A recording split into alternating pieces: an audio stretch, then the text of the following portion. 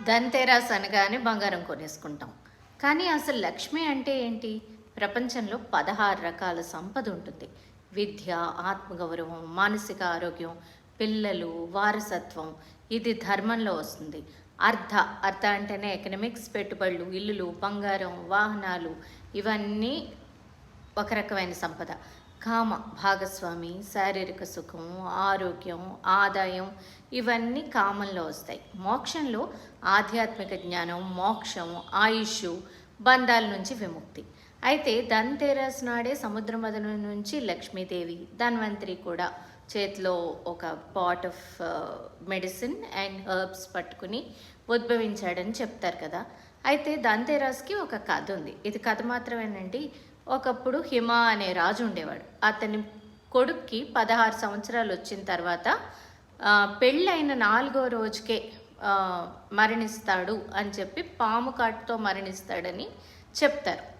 అయితే ఏమవుతుందంటే అతనికి పెళ్ళి అవుతుంది. అతని భార్య ఆ రోజు ఏం చేస్తుందంటే పెళ్ళైన 4వ రోజు అతనిని నిద్రపోనివ్వదు.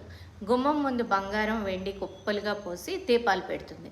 రాత్రంతా కథలు చెప్తూ పాటలు పాడుతూ ఉంటుందన్నమాట. దీంతో యముడు పాము రూపంలో వస్తాడు. వచ్చి అక్కడ బంగారం, వెండి ఉండడం చూసి ఆ సంపద, తర్వాత దీపాలు వెలుగు ఉంటుంది. He couldn't enter in to the home.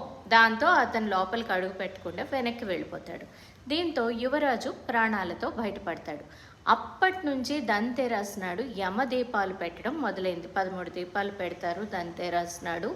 So that ఇంట్లో సౌభాగ్యం, వెలుగు అన్నీ ఉంటాయని. ఒకప్పుడు ఈ కథ రాసినప్పుడు ఎప్పటితో ఈ కథ తెలియదు, ఎలక్ట్రిసిటీ లేదు. సో ఇంట్లో అమావాస్య రాత్రులు చీకటిగా ఉంటుంది. దీపాలు పెట్టడం వల్ల మోస్ట్లీ అగ్రేరియన్ కమ్యూనిటీ ఇంటి లోపలికి ఏమీ వచ్చి కాటు వేయవు అని అదొక సంకేతం.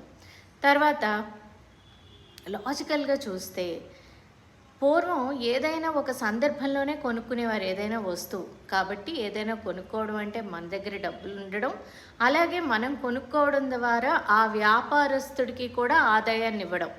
కాబట్టి అది సంపదకు చిహ్నం, కొత్త ప్రారంభానికి నాంది. అందుకని కొనుక్కునేవారు. ఇప్పుడు కంపల్సరీగా ధన్‌తేరస్ నాడు కొనుక్కుంటే మనకి సంపద డబుల్ అయిపోతుందనో ఇంకేదో అయిపోతుందనో, డబ్బులు లేకపోయినా వెళ్ళి కొనుక్కోవాల్సిన అవసరం అయితే లేదు. ఇది వింటే మీకేం అర్థమవుతోంది?